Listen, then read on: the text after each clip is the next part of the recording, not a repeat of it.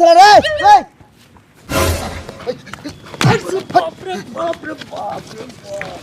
साला खसी के पूरे घाट उतरे रे ए साला चिकनू बानी खसी के दाम कितना रखले बारे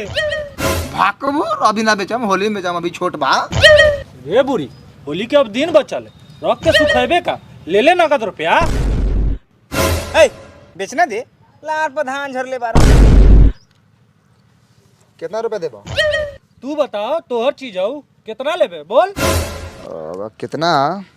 खियले पियले तो बहुत बानी 25,000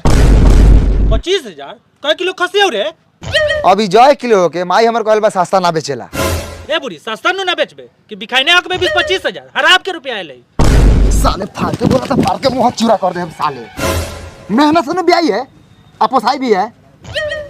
1 किलो मीट लेला पता बार नहीं क्रेजी काट कर रखला लोगन 10 साल नहीं बिका के खस्सी कटाएगा रस्सी चौरेगा चौर में चल चल खेले चल।